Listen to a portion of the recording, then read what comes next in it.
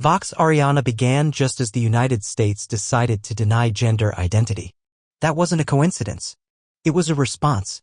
Because I understood I couldn't stay silent while powerful governments erased the existence of transgender and non-binary children with a single stroke. Because I lived through it. Because I know it very well. I know what it means to grow up hearing that your identity is an illness, a fantasy, a threat. I know what imposed silence does, what manufactured shame does, what accumulated pain does to a child whose very being is called into question. Today there are governments that lie without shame. Governments like that of the United States, which publicly declare that they are doing this to protect children. But that isn't protection. That's violence. Emotional torture.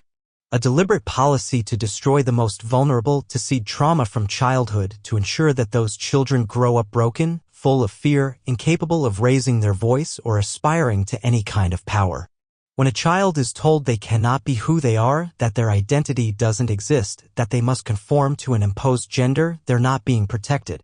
They're being mutilated from within. A deep existential doubt is planted inside them, one that will follow them for decades. I lived it. I know what it does. I know how trust is broken, how guilt is built, how you start to hate your own body, your own voice, your own reflection. And I also know this cruelty is deliberate. It isn't ignorance. It isn't a mistake. It's strategy. Science is not up for debate. For decades now, various fields of knowledge, medicine, psychology, neuroscience have confirmed that gender identity is not determined by the body at birth. It cannot be corrected with punishment, suppressed with insults, or repressed through legislation. It is part of human development and must be respected. But these governments are not seeking knowledge. They're seeking obedience. They don't care about the truth. They care about control. And to maintain that control, they need to destroy the children who deviate from the norm. They need those children to grow up unsure, afraid, submissive. They need them to never become free adults. I know it very well. I went through it. I lived that denial. I know how it crushes you inside. How it takes your voice away. How it turns every gesture into a threat. How it forces you to survive by pretending, yielding, hiding. And I know that is exactly what those who claim to erase us for our own good actually want.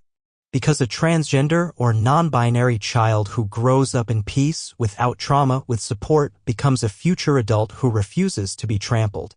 Who doesn't hide? Who doesn't take orders? Who challenges imposed rules? And that scares them. That's why they want to destroy us before we can stand. Every time a government eliminates a law that protected gender identity, it legitimizes social punishment. It's saying that mocking, hitting, firing, humiliating, expelling, it's all acceptable. It's saying those childhoods don't matter. That their lives are disposable. That their suffering is irrelevant. And that leaves scars that last forever. I have them. They're in my story. In my body. In my memory. They don't go away with time. They don't fade with empty speeches. They are the result of a society that chose to lie to its own children in order to preserve a power structure rooted in fear. I don't believe in excuses. I don't believe those who say it's about prudence or religion or tradition. When a child says who they are and an adult denies it, that is violence. And when the state does it with laws, with official speeches, with public policies, that is institutional terrorism. There's no way to disguise it. No way to justify it. No way to soften it. It is a crime. And it's being committed every day. When I was a child, I also waited for someone to believe me. For someone to tell me I wasn't wrong. That I wasn't a mistake. That my way of existing had value. But no one did. Because everyone was too busy repeating what they'd been taught, that only two genders exist, that you must obey your body, that you must meet expectations. And so they left me alone, broken, forced to lie to myself just to breathe. That's the childhood they want to impose again. A childhood of repression. Of silence. Of terror. Vox Ariana was born to say no. To shout no. To show that we weren't erased. That they couldn't. That despite everything, we're still here. And we won't be silent. Because this isn't just about us. It's about the children who are now starting to speak up. Those who don't yet know how to put it into words. Those who've already heard that their identity isn't real. It's about stopping them from being destroyed before they even have a chance to build their lives. Every time someone says denying gender identity is protecting children, I answer with my own story. Because I was that child. And they didn't protect me. They damaged me. They erased me. They taught me to hate myself. And I survived despite them, not thanks to them. Those in power who legislate against transgender and non-binary children know exactly what they're doing. They're not confused. They're not uninformed. They're cruel. And they're cruel because they need to preserve an order that is being challenged. Because they are afraid that these children might grow up without fear. Because they know a free child is a threat to any system built on oppression.